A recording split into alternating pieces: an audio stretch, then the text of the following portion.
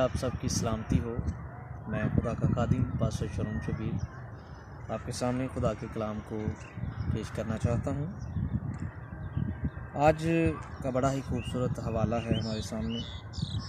पुराने अहदनामा में से यूएल की किताब उसका दूसरा बाब उसकी 13वीं आयत हम खुदा के कलाम में से तिलावत करेंगे।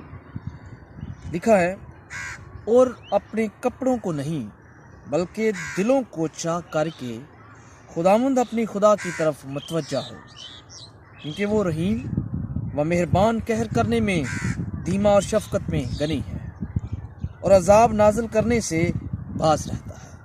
खुदावंद के कलाम के पढ़े और सुने हुए पर उसकी बरकत। अजीजों, यूएल की किताब उसका दूसरा बाब उसकी 13वीं आयत जब हम बागौर पढ़ चुके हैं, इसके जब हम शुरू की तमाम आयात को जब हम बागौर पढ़ते हैं तो यहाँ पर हमें ख़ास तौर पर हमें बुलाहट का जिक्र मिलता है, तौबा की बुलाहट का।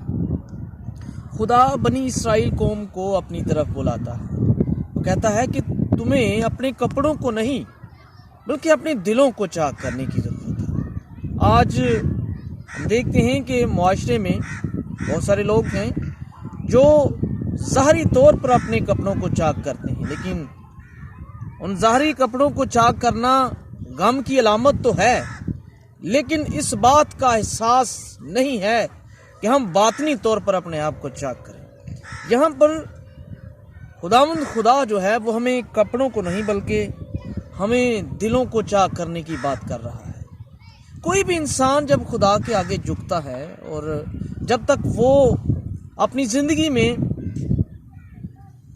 खुदा के सामने अपने आप को झुकाकर अपने दिल को चाक नहीं करता है, खुदा उस पर मेहरबान नहीं होता है। एक आलिम है, वो कहते हैं कि ये जो कपड़ों को चाक करना है या कपड़ों को फाड़ना है, ये गैर मामूली और बे अख्तियार जज्बात का इजहार है। वो कहते हैं कि ये उस वक्त किया जाता है जब इंसान गम, दहशत और तैश में आकर अपने कपड़ों को फाड़ता है, लेकिन वो सिर्फ कपड़ों को फाड़ता है, अपने दिल को चीरता नहीं या अपने दिल को चाक नहीं करता। अब गौर से सुनिए, दिल को चाक करना क्या है?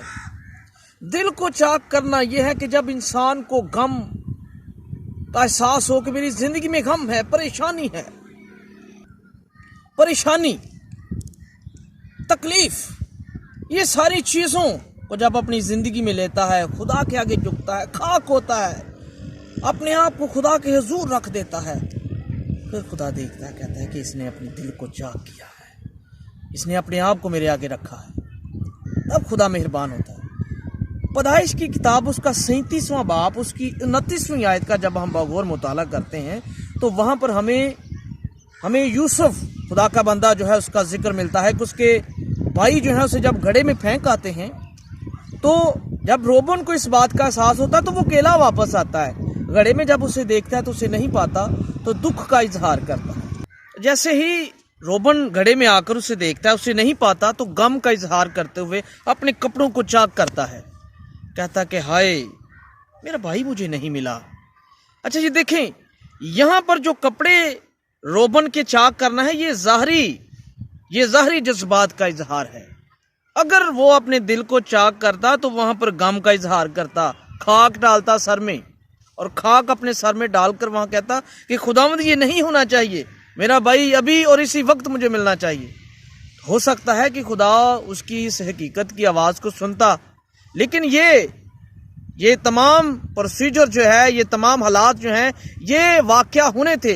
यूसुफ ने उस गड़े में से उस काफले ने उसे उठाना था, वो मिस्र में उसने जाना था और वहाँ पर जाकर उसने हाकिम बनना था। इसके बाद हम देखते हैं अयूब की किताब में, अयूब पहला बाब उसकी 20वीं आयत में जब हम बागौर उसका मुताला करते हैं तो वहाँ पर भी हमें कपड़े चाक करने का जिक्र मिलता है।